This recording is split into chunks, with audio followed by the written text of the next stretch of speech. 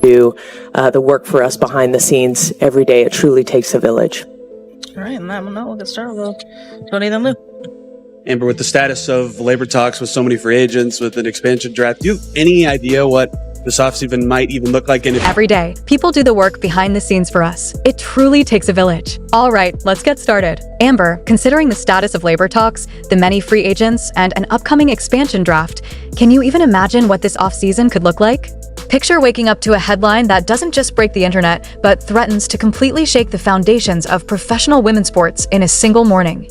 We aren't talking about a new shoe deal, a commercial, or a minor contract extension that trends for a few hours. We are talking about a figure so massive, so almost unbelievable, that it seems fake until you see the financial powerhouse behind it. Reports are coming in from across the sports world, insiders scrambling, because the Indiana Fever GM may have inadvertently confirmed the craziest rumor of the decade. Caitlin Clark and Sophie Cunningham are reportedly at the center of a jaw-dropping $1 billion proposal from the Saudi League, pulling them from the American system entirely. If this deal happens, the WNBA isn't just facing competition, it's fighting for survival against a rival with essentially unlimited resources. This isn't speculation anymore. The clues point toward a financial upheaval that could see America's biggest stars relocating to the Middle East. To grasp why this is unfolding, consider the magnitude of the offer. $1 billion. Not a typo. Sports contracts usually talk in millions. An NBA Supermax might be $300 million. But $1 billion investment in a startup league aimed to poach top talent is unprecedented in women's basketball. The money isn't merely for league operations, it's for signing bonuses that set players up for life before they even dribble a ball. We're talking generational wealth rivaling the GDP of small nations, handed to athletes historically underpaid by the domestic system. The Saudis aren't paying for potential, they're paying to obliterate the WNBA's talent monopoly. Let's be blunt about the numbers. The contrast is embarrassing. Currently, the league pays its biggest star, Caitlin Clark, roughly $76,000 annually. Sure, she earns millions from endorsements, but the base salary exposes a weakness ripe for disruption. Record-breaking viewership and sold-out arenas nationwide. Now, contrast that with a share of $1 billion investment fund fueled by oil wealth.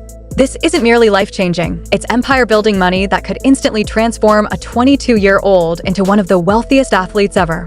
The financial gap is so vast that expecting players to remain loyal to a system that undervalues them is almost insulting. When you break it down hour by hour, the travel, practices, media duties, physical grind, the WNBA's pay structure starts to feel less like a professional salary and more like a part-time gig compared to what's coming.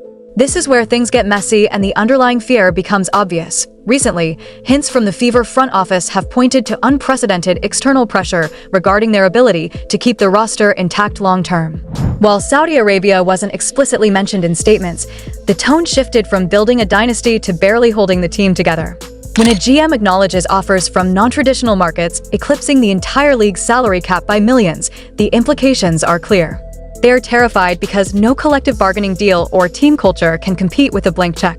If Clark leaves, franchise value crashes instantly. The anxiety from the front office shows they know something the public doesn't. The offer is real, on the table, and players are paying attention. If you think a takeover like this is impossible, you haven't followed the global sports shakeups over the past 3 years. PGA Tour and LIV Golf showed how cash can obliterate tradition. The Saudi Public Investment Fund didn't care about legacy, history, or unwritten rules. They only wanted the assets. They bought top golfers with guaranteed money that made standard purses look like spare change. They did the same with global soccer stars like Ronaldo. Now their focus is on women's basketball.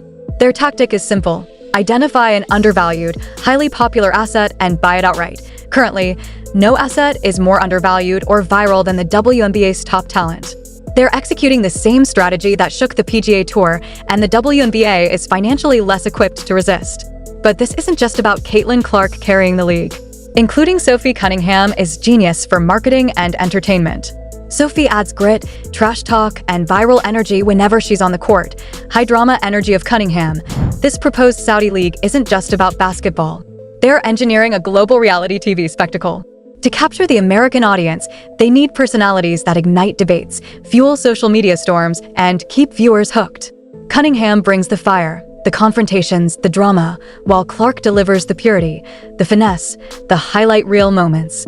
Together, they hit every demographic advertisers crave. It's as much a casting strategy as it is a sports strategy, proving the league architects understand today's media landscape far better than the WNBA ever has. Consider the content potential. The Saudi League isn't constrained by outdated marketing strategies or bureaucratic red tape.